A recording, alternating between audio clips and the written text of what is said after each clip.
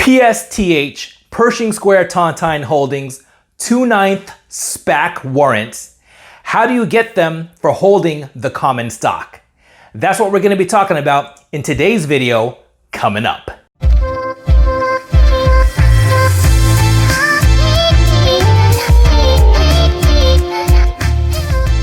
I am not a financial advisor. This video is for entertainment purposes only. Learn to invest like a wolf at your own risk. What's up, everyone? Welcome back to my channel, Wolves of Investing. My name is Donnie Nguyen and I'm the founder of Wolves of Investing. If you're new, my channel is primarily about investing in the stock market.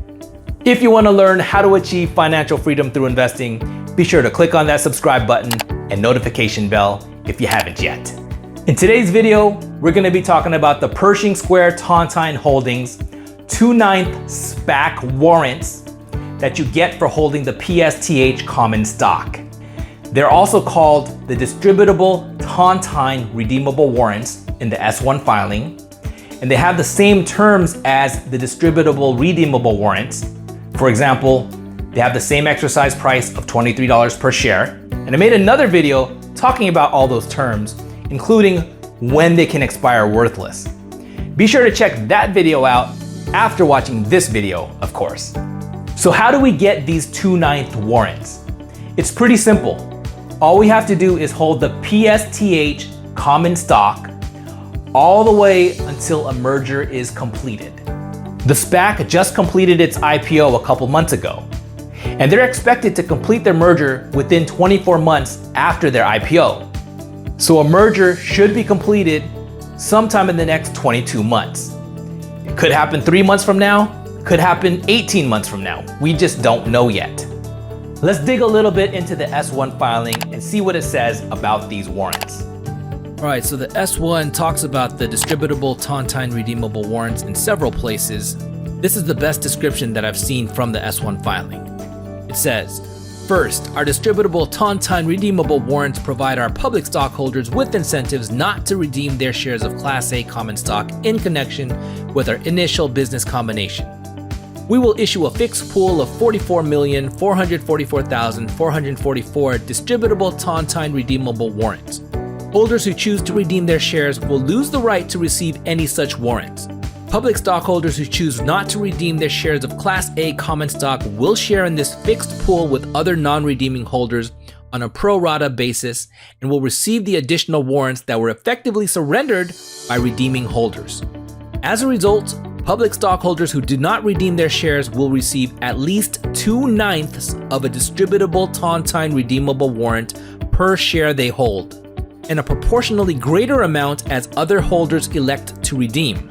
We believe this structure will lead to a lower level of redemptions, and therefore, we will likely have more funds available for our initial business combination.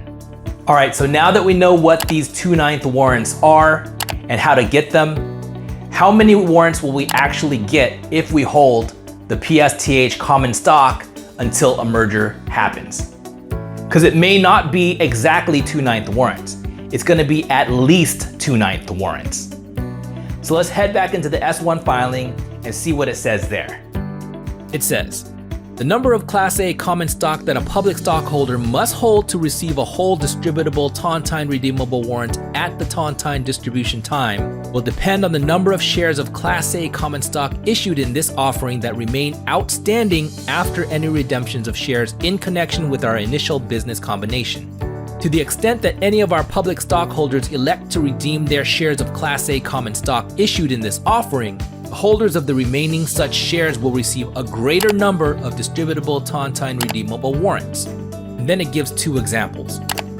The first example, it says, by way of example, if no public stockholders elect to redeem their shares of Class A common stock in connection with our initial business combination, for every 9 shares of Class A common stock held by a public stockholder and not redeemed, such holder would receive 2 distributable Tontine redeemable warrants.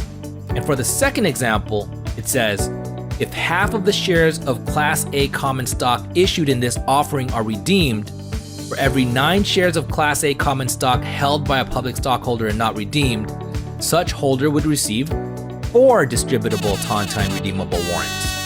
Okay, so from the S1 filing, we won't know exactly how many distributable Tontine redeemable warrants we will get. All we know is that it will be at least 2/9. And it's going to depend on how many people hold on to their PSTH common stock. And for the Tontine distribution time, the important thing here is that it says it's immediately prior to the consummation of our initial business combination. So if I had to guess, it will probably be within 1 or 2 days of a closing of a merger. If you think about it from a business perspective, the company's not going to want to risk distributing a bunch of warrants only to hit a roadblock upon closing. So my guess is that it will probably be no more than a few days before the closing of the merger. All right, so now that we know what these 2/9 warrants are, how and when we can get them, and approximately how many we're going to get, how do you know when we actually get them? The best thing to do is to call your broker. Each brokerage is going to operate a little bit differently.